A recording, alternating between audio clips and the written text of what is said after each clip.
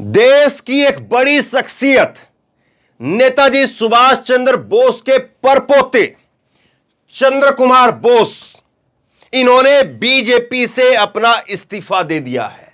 यह नरेंद्र मोदी जी के साथ में इनकी फोटो है। बीजेपी से इन्होंने इस्तीफा दे दिया है और इस्तीफा देते हुए दो बड़ी बातें कही है, सुनने लायक है बातें। और इन्होंने जो बातें कही हैं, जिस तरह से बीजेपी पर जाते जाते इन्होंने जो बड़े आरोप लगाए हैं, अगर ये कांग्रेसी नेता होते और कांग्रेस को छोड़ते वक्त इतनी बड़ी बात कहते तो पूरा बवाल मचा होता। लेकिन अभी तक ना ये खबर आपको पता चली होगी और जो इन्होंने कहा है वो ना आपको पता चलेगा। क्या कहा है इन्होंने बीजेपी को छोड़ते वक्त कहा है कि ये जो राजनीति करते हैं, ये वो मेरे और सुभाष चंद्र बोस के आदर्श सब धर्मों को एक साथ करने के मुताबिक नहीं है।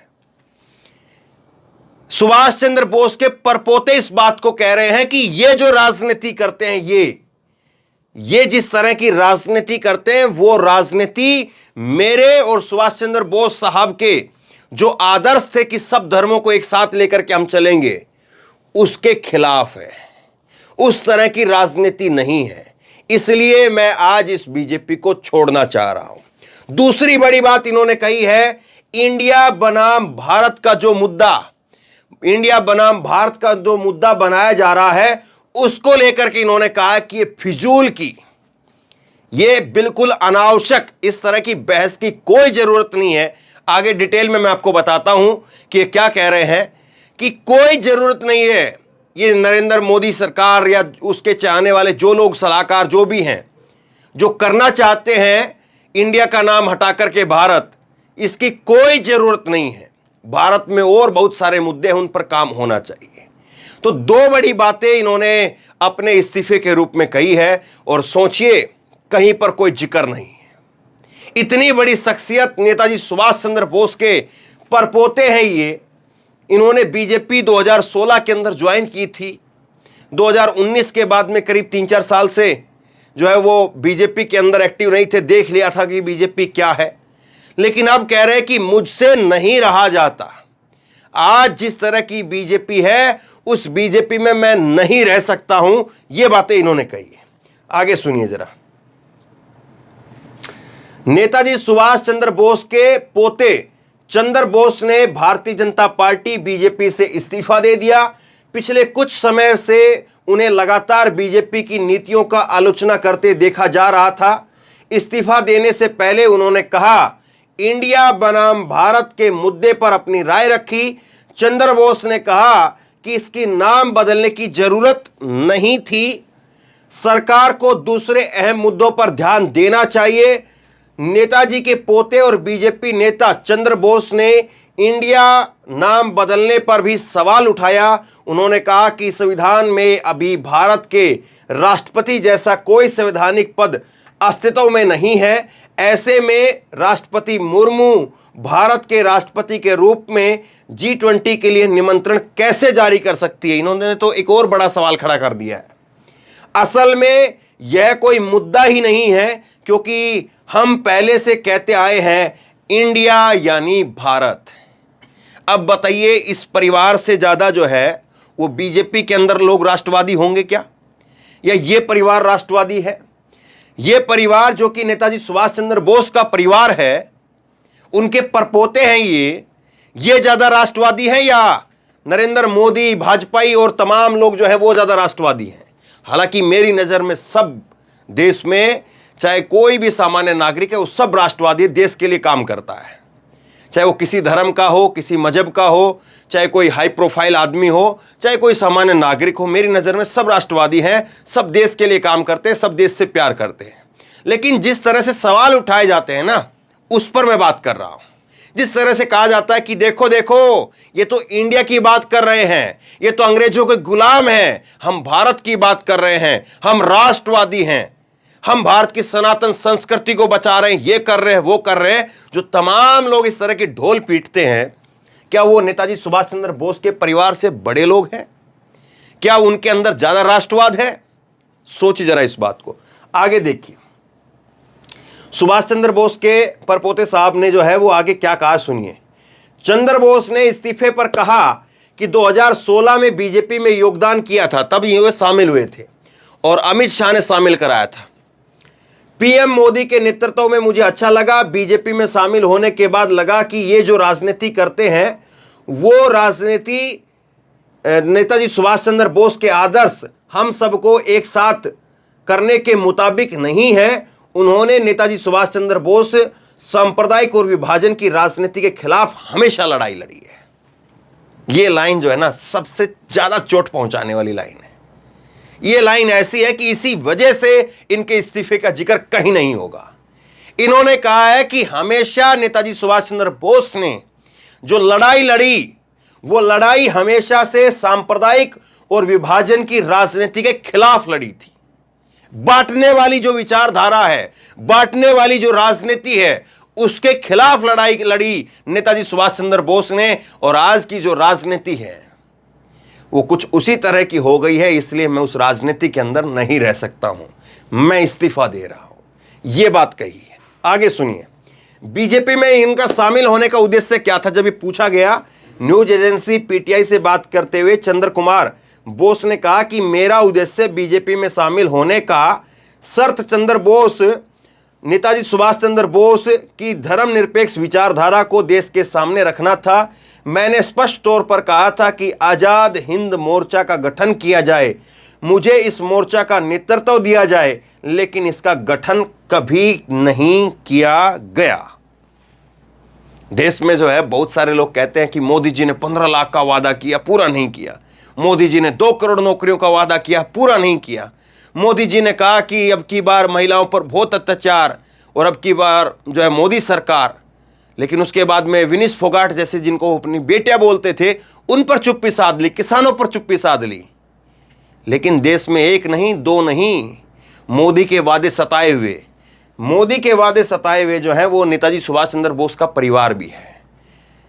उनके परपोते कह रहे हैं कि जब मैं बीजेपी के अंदर शामिल हुआ तो मुझसे मैंने साफ साफ कहा था कि एक आजाद हिंद मोर्चा जो है उसका गठन किया जाए और उसका नेतृत्व मुझे दिया जाए, लेकिन कभी भी ऐसा नहीं हुआ।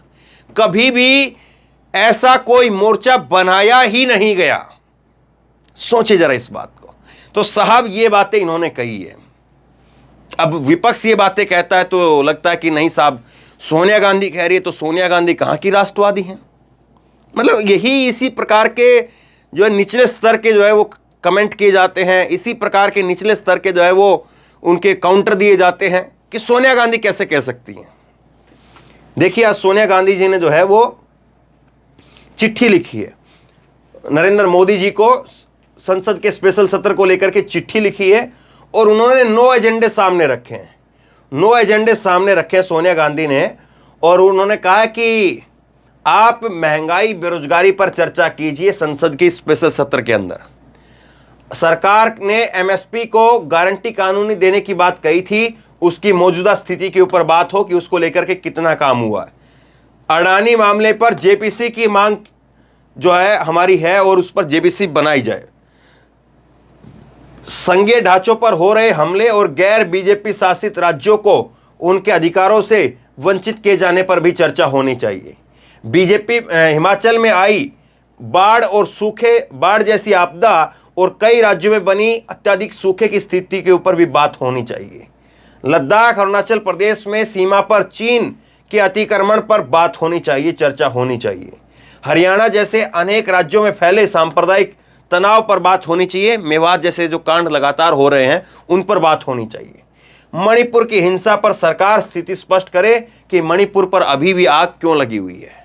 ऐसा थोड़ी ना है कि अविश्वास प्रस्ताव पर एक बार बात हो गई तो उसके बाद में अब मणिपुर पर बात ही नहीं होनी चाहिए, मणिपुर पर चर्चा ही नहीं होनी चाहिए। ये जो है सोनिया गांधी ने अपने 9 पॉइंट लिखते हुए कि आप इन सब पर चर्चा कराइए और नरेंद्र मोदी को चिट्ठी लिखी। लेकिन इस चिट्ठी के बाद में जवाब आया सरकार की तरफ से, प्रहलाद जोशी ने जवाब दिया और प्रहलाद जोशी कह रहे हैं कि आपको पता ही नहीं है कि कैसे जो है वो संसद का सत्र चलता है और उसमें क्या नियम कायदे हैं। आपने जो चिट्ठी लिखी है वो गैर जरूरी है। आप जो मांग कर रही हैं कि हमें बताया जाए कि एजेंडा क्या क्या है, सरकार जो है वो क्या क्या कर रही है, तो वो आप गैर जरूरी बातें पूछ रही है। अब बताइए क्या कहेंगे इसको। मतलब विपक्ष को अगर स्पेशल सत्र बुलाया जा रहा है तो उसका एजेंडा क्या है ये बताया जाना भी जो है गैर जरूरी बताया जा रहा है। सुनिए जरा आगे। और दूसरी एक मैं आगे आपको ये चलिए पहले आपको आगे वही बताता हूं फिर इसको बाद में जिक्र करते हैं।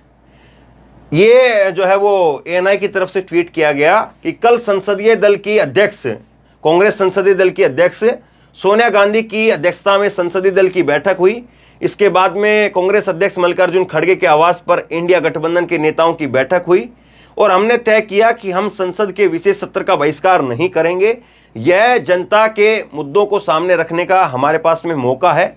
हर पार्टी अलग अलग मुद्दों को सामने रखने की पूरी कोशिश करेगी, ये जयराम रमेश की तरफ से कहा गया। और आगे कहते हैं कि सोनिया गांधी जी ने पीएम मोदी को पत्र लिख करके कहा है कि यह सत्र बिना किसी वार्ता के मनमाने ढंग से बुलाया गया है।